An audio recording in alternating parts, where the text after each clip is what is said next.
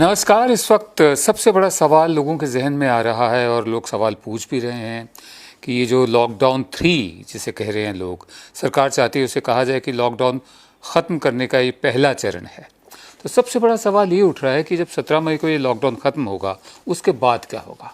सरकार के पास कोई प्लान है क्या, या फिर लॉकडाउन बढ़ा दिया जाएगा। दूसरे, इस लॉकडाउन से अभी तक हासिल क्या हुआ है। 40 दिन के लॉकडाउन में अर्थव्यवस्था पटरी से उतर गई है, जो पहले ही उतरी हुई थी नोटबंदी की वजह से, और बहुत नुकसान पहुंचा है। बहुत सारे लोगों ने अपनी नौकरियां खोई हैं, करोड़ों लोगों ने अपनी नौकरियां खोई हैं, बिजनेसेस बंद हुए हैं पिछले 40 दिनों में। अब अगर आप लॉकडाउन उठाते हैं तो सोशल डिस्टेंसिंग को लोग फॉलो नहीं कर रहे हैं, ठीक है। तो आपके सामने दो फ्रंट की लड़ाई है। तो 17 मई के बाद क्या करेंगे? क्या लॉकडाउन जारी रखेंगे, ये जानते हुए भी कि कोरोना वायरस से लोगों के मरने वाले लोगों की तादाद बढ़ती जा रही है, संक्रमित लोगों की तादाद बढ़ती जा रही है। तो लॉकडाउन से हासिल क्या हुआ? क्या उसमें रुकावट आई थी कोई? हमें तो रुकावट आई नहीं दिखी, उल्टे अर्थव्यवस्था अलग से कमज़ोर हो गई। तो ऐसे में ये सवाल जायज़ है कि 17 मई के बाद क्या लॉकडाउन उठेगा, या चरणबद्ध तरीके से फेजेस में थोड़ी सी और रियायतें दी जाएंगी। इकोनॉमिक एक्टिविटी शुरू करना बहुत ज़रूरी है। इस वक्त हालत ख़राब है, लोगों की हालत खस्ता है। तो कांग्रेस प्रेसिडेंट है सोनिया गांधी और उनके चीफ मिनिस्टर्स, उन्होंने यही पूछा है। सोनिया गांधी ने पूछा है after May 17 what and after May 17 how. 17 मई के बाद क्या करेंगे आप? हमें प्लान बताइए अपना। और 17 मई के बाद जो भी आपने करेंगे, कैसे करेंगे आप? दिक्कत यह है कि जो कांग्रेस के स्टेट्स हैं, जहां कांग्रेस के मुख्यमंत्री हैं, कांग्रेस की सरकारें हैं, वो चाहते हैं कि सरकार एक तरफा फैसला मत ले, जैसे पहले लिए हैं। लॉकडाउन लागू करने का फैसला किसी मुख्यमंत्री से सलाह नहीं ली गई, 4 घंटे के नोटिस पे लॉकडाउन कर दिया गया। उसके बाद जो जोन्स में बांटा गया, green zone, orange zone, red zone, इसमें भी किसी मुख्यमंत्री से सलाह नहीं ली गई, एक तरफा फैसला लिया गया। अब वो पूछ रहे हैं कि 17 मई के बाद क्या करने का इरादा आपका, क्योंकि आपने तो हमारे गले में डाल दिया, फैसले करके जिम्मेदारी हमारे गले में डाल दी, तो हमें भी तैयारी करनी है कि कैसे होगा। एक वीडियो कॉन्फ्रेंस हुई थी ऑल इंडिया कांग्रेस कमेटी की, जिसमें मुख्यमंत्रियों ने केंद्र पर आरोप लगाया कि ये पूरी प्रक्रिया को और भी मुश्किल बना रहे हैं। जो हालात हैं मुश्किल तो हैं ही, उनको और ज़्यादा मुश्किल कर रहे हैं एक तरफा फैसले लेकर। साथ में ही उन्होंने ये कहा कि जो केंद्र सरकार है वो राज्यों की मदद नहीं कर रही है, फाइनेंशियल एड नहीं दे रही है। एक बड़ा ही सख्त लफ्ज़ इस्तेमाल किया, राज्यों की मदद नहीं कर रही है, माली तौर पर, पैसे के तौर पर मदद नहीं कर रही है, ऊपर से इकोनॉमिकली एंटी नेशनल एक्ट कर रही है।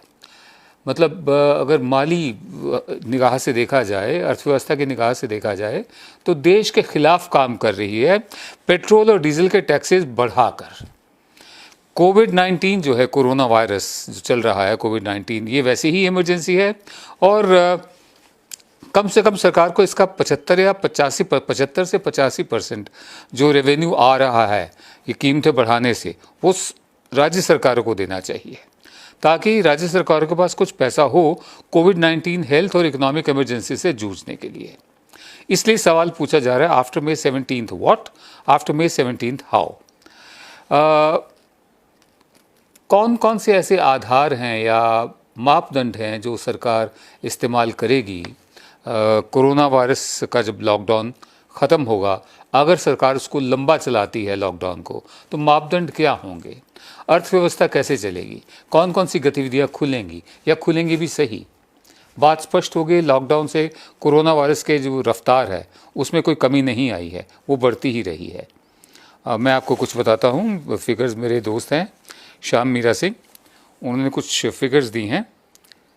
पहला मामला 30 जनवरी को सामने आया कोरोना का, उसके 45 दिन बाद जाकर 100 मामले हुए। 45 दिन, 100 से 1000 केसेस होने में सिर्फ 14 दिन लगे, 1000 से 10,000 होने में 16 दिन लगे, 10,000 से 20,000 होने में सिर्फ 8 दिन लगे, 20,000 से 30,000 केसेस होने में सिर्फ 7 दिन लगे, 30,000 से 40,000 होने में सिर्फ 4 दिन लगे, और 40,000 से अब 50,000 होने में सिर्फ 3 दिन लगे हैं।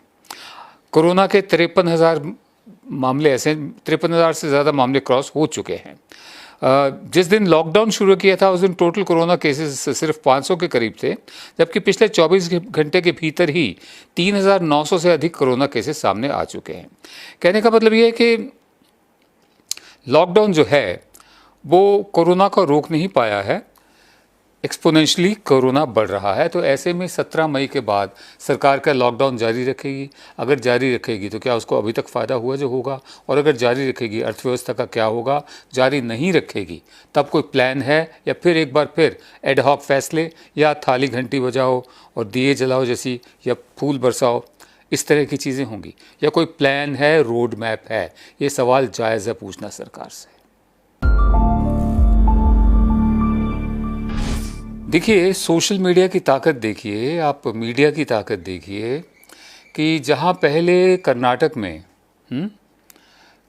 कल ट्रेन्स चलनी थी, लेकिन बिल्डर्स की लॉबी के साथ मीटिंग के बाद वो ट्रेन्स कैंसिल कर दी गई। 3 ट्रेन चलनी थी कल बेंगलोर से दानापुर बिहार के लिए, वो कैंसिल कर दी गई। अब प्रेशर के तहत आकर, मीडिया का प्रेशर था, सब ने आवाज़ उठाई, हमने भी उठाई, वो ट्रेन्स फिर शुरू कर रहे हैं। लोग बाग अपने अपने घरों को जा पाएंगे। जो प्रवासी मजदूर हैं, जो माइग्रेंट लेबर हैं, जो जहाँ जहाँ जगह जगह फंसे हुए हैं, वो अपने घरों को जा पाएंगे। कर्नाटक ने अपना फैसला दूसरी दफ़े पलटा है, वापस लिया है। अब वहाँ से गाड़ियाँ चलेंगी, रेलगाड़ी चलेगी। सवाल ये उठता है कि जब ये जितने भी मजदूर घरों को जा रहे हैं, ऐसा हमने दृश्य पहले कभी नहीं देखा था। पार्टीशन जब हुआ था सन 47 में, तब की फ़ोटोज़ हमने देखी हैं कि गाड़ियों की छतों पर लोग बैठे हुए हैं, पैदल जा रहे हैं, बैलगाड़ियों में आ रहे हैं, इधर से भी आ रहे हैं, इधर से जा भी रहे हैं। इतना बड़ा माइग्रेशन जो हुआ था 1947 का, इतिहास का बहुत बड़ा माइग्रेशन कहा जाता है। इस दफ़े उस स्तर का तो नहीं है, बल्कि उसके आसपास ही है। इतना बड़ा माइग्रेशन जो हो रहा है, लोग इसे पलायन कहते हैं। ये श्रमिक अपने घर जाना चाहते हैं, ये मज़दूर अपने घर जाना चाहते हैं। 40 दिन पिछले लॉकडाउन में बंद है, तनख्वाहें नहीं मिली हैं, रोज़ी रोटी का इंतज़ाम नहीं है, अब इनको घर जाने से भी रोका जा रहा था। कर्नाटक में कम से कम अभी भी इनका मूवमेंट पूरा नहीं हुआ है। सरकार ने अब ट्रेन चलाने की सोची है, वरना लाखों की तादाद में पैदल औरतें, बच्चे, बुज़ुर्ग वापस अपने अपने गाँव को जा रहे हैं। सरकारों को ये भी समझ में आ रहा है कि हमारी अर्थव्यवस्था की रीढ़ की हड्डी यही मजदूर हैं, यही फैक्ट्रियों में काम करते हैं, यही खेतों में काम करते हैं, यही कंस्ट्रक्शन साइट्स पर जो बिल्डिंग्स बनती हैं वहाँ काम करते हैं, यही सर्विस सेक्टर हमारा देते हैं, यही हमारे ड्राइवर्स भी हैं, यही हमारा और काम भी करते हैं सब। अब समझ में आ रहा है सरकार को। पंजाब में चिंता हो रही है, बुआई का मौसम है, धान की बुआई कौन करेगा, लेबर नहीं है। कर्नाटक में चिंता हो रही है, कंस्ट्रक्शन एक्टिविटी कैसे शुरू होगी। इसी तरह गुजरात में, सूरत में बहुत बुरा हाल हुआ, आमना सामना हो गया बहुत बड़ी तादाद में मज़दूरों का जो घर वापस जाना चाहते हैं। उन्होंने देख लिया कि शहरों ने उनका साथ नहीं दिया है। जब घर वापस जाएंगे तो वहाँ जाकर क्या करेंगे? नाले की गैस से पकौड़े तलकर चाय बेचेंगे? हाँ, अगर हर कोई नाले की गैस से पकौड़े तलकर बेचेगा और चाय बेचेगा तो उनको खरीदेगा कौन? परचेजिंग पावर है क्या? ले देकर एक ही रास्ता बचता है, मनरेगा। मनरेगा एक ऐसी स्कीम है जिसका प्रधान सेवक ने बहुत मजाक उड़ाया था। प्रधान सेवक ने ये यहाँ तक कहा था, मैं आपको बताता हूँ, मेरे दोस्त हैं ये श्याम मीरा सिंह, इन्होंने फेसबुक पर लिखा है। मनरेगा पर प्रधान सेवक ने कहा था, मेरे प्यारे देशवासियों, कांग्रेस ने आपको बुढ़ापे में घास खोदने के काम पर लगा दिया है। अब ज़रा सुनिए, संसद में प्रधान सेवक ने मनरेगा को लेकर क्या कहा था, कांग्रेस और यूपीए सरकार की सबसे बड़ी विफलता बताया था। अब वही विफलता इकलौता सहारा बन रही है। पहले सुनिए। मेरी राजनीतिक सूझबूझ कहती है कि मनरेगा कभी बंद मत करो।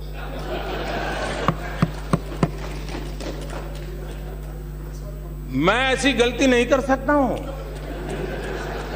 क्योंकि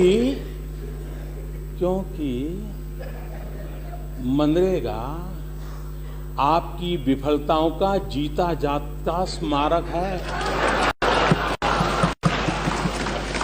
आजादी के 60 साल के बाद आपको लोगों को गड्ढे खोदने के लिए भेजना पड़ा। ये आपकी विफलताओं का स्मारक है और मैं गाजे बाजे के साथ इस स्मारक का ढोल पीटता रहूंगा। दुनिया को बताऊंगा कि ये गड्ढे तुम खोद रहे हो उन 60 साल के पापों का परिणाम है। इसलिए मेरी राजनीतिक सूझबूझ पर आप शक मत कीजिए। मनरेगा रहेगा, आन बान शान के साथ रहेगा और गाजे बाजे के साथ दुनिया में बताया जाएगा। हाँ, एक और बात जरूर हो, क्योंकि मैं देश हित के लिए जीता हूं, देश हित के लिए जीना चाहता हूं और इसलिए इसमें से देश का अधिक भला कैसे हो, उन गरीबों का भला कैसे हो, उसमें जो कुछ भी आवश्यक जोड़ना पड़ेगा, निकालना तो कुछ नहीं है, आप चिंता मत कीजिए। जो जोड़ना पड़ेगा जोड़ेंगे, जो ताकत देनी पड़ेगी हम देंगे, क्योंकि हम मानते हैं कि लोगों को पता चले। भाई, आपने सुना प्रधान सेवक ने क्या कहा। वही मनरेगा आज अकेले ही पूरे देश की रूरल इकोनॉमी को संभाल रही है। सुशील मोदी जो उप मुख्यमंत्री हैं बिहार के, जो बीजेपी के हैं, वो कह रहे हैं कि हम मनरेगा के तहत मजदूरों को काम दे रहे हैं, मजदूरों के लिए मनरेगा में दिनों की संख्या बढ़ाकर उनकी मदद कर रहे हैं। ऐसे ही शिवराज सिंह चौहान मनरेगा के बल पर मजदूरों की जान बचाने का दावा कर रहे हैं। आज जबकि लोगों के पास खाने के लिए पैसे नहीं है, रहने के लिए पैसे नहीं है, तब मनरेगा में निकला पसीना ही लोगों की थाली में रोटी बनकर पहुंच रहा है। शहर और कस्बों में रहने वाली मिडिल क्लास मनरेगा की कीमत नहीं समझ सकती। गांव में पाई पाई के लिए दम निचोड़ देने वाले मजदूरों, किसानों के लिए मनरेगा 2 वक्त के निवाले का नाम है।